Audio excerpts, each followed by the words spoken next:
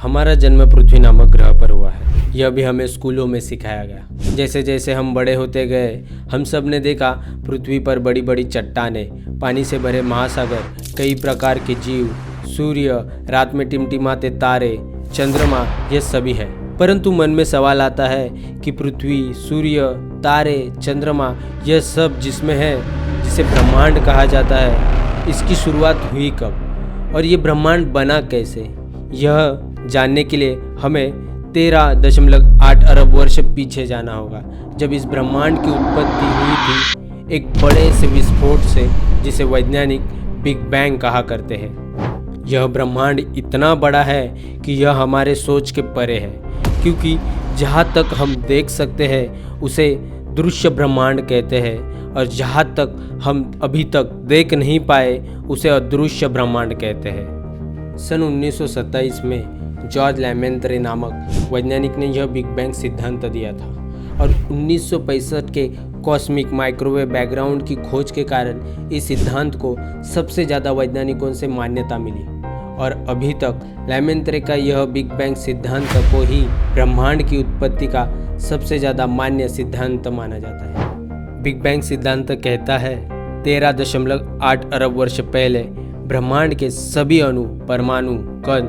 जो भी इस ब्रह्मांड में है, सब एक दूसरे के पास थे और एक ही जगह होने के कारण वह एक बिंदु में समाये हुए थे। इसी कारण वह बिंदु अपार घनत्व और अत्यंत गर्म रहा होगा, और इसी स्थिति में अचानक से किसी अज्ञात कारण से विस्फोट हुआ, और इसी विस्फोट के कारण बिंदुओं में समाये हुए पदार्थ एक दूसरे से दूर जाने लगे, और इसी के साथ हमें दिखने वाले ब्रह्मांड की उत्पत्ति हुई और ब्रह्मांड फैलना शुरू हुआ। ब्रह्मांड की उत्पत्ति तो हमने समझ ली, पर ब्रह्मांड के अंदर जो चीज़ें हैं, जैसे कि आकाशगंगा, तारे, सौरमंडल, ग्रह, यह सब कहाँ से आए और यह सब कैसे बने, यह समझने के लिए हमें बिग बैंग के शुरुआती काल को ठीक से समझना होगा। जब बिग बैंग हुआ तब अंतरिक्ष में धूल, कण और गैस के बादल छा गए, और ग्रेविटी के कारण यह एक दूसरे के पास आने लगे, और इसी के साथ ब्रह्मांड में आकाशगंगाएं बननी शुरू हुई। हम मिल्की वे नामक आकाशगंगा में रहते हैं। जब हम रात में आकाश की ओर देखते हैं तभी दिखने वाले तारे यह अपनी ही मिल्की वे आकाशगंगा के होते हैं। वैज्ञानिकों का मानना है कि मिल्की वे आकाशगंगा में लगभग 300 अरब तारे हो सकते हैं, और हमें दूसरी आकाशगंगा देखने के लिए इन 300 अरब तारों के परे जाकर एक इंटरगैलेक्टिक स्पेस में देखना होगा, तभी हम अंतरिक्ष में फैले लाखों करोड़ आकाशगंगाओं को देख सकेंगे और उनके अंदर के अरबों तारों को। परंतु आकाशगंगा के अंदर के यह तारे कैसे बने? हमारा सूर्य भी एक तारा है, और उसकी चारों ओर परिक्रमा करने वाले ग्रहों की निर्मित कैसे हुई, यह समझने के लिए हमें आकाशगंगा की शुरुआती काल को देखना होगा।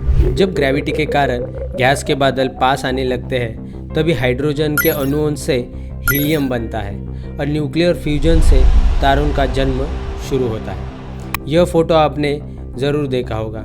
इसे नेबुला या निहारिका कहा जाता है। यही तारे की जन्म की शुरुआत है। ग्रेविटी के कारण हाइड्रोजन एक ही जगह पर जमा होने से वह घूमने लगता है, और घर्षण के कारण हाइड्रोजन अति गर्म होने लगता है, और उसमें न्यूक्लियर फ्यूजन के कारण वह हीलियम में रूपांतरित होकर अति उष्म गोले के रूप में दिखता है, और उसे हम तारा कहते हैं। हमारे सौरमंडल का तारा सूर्य भी इसी प्रकार बना है। जितना ज़्यादा हाइड्रोजन होगा उतना बड़ा तारा होगा। सूर्य कैसे बना यह तो हमने समझ लिया।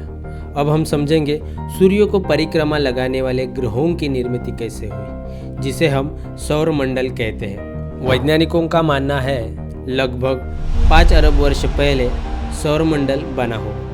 ग्रेविटी के कारण गैस के बादल घूमने लगे, और उन्होंने केंद्र में सूर्य की निर्मित की, परंतु बाहरी बची हुई गैसें जो सूर्य में समा नहीं पाए, वह सूर्य की चारों ओर घूमते हुए एकत्रित होने लगी, और इसी प्रक्रिया से ग्रहों का जन्म हुआ, जिसमें हमारी पृथ्वी भी है।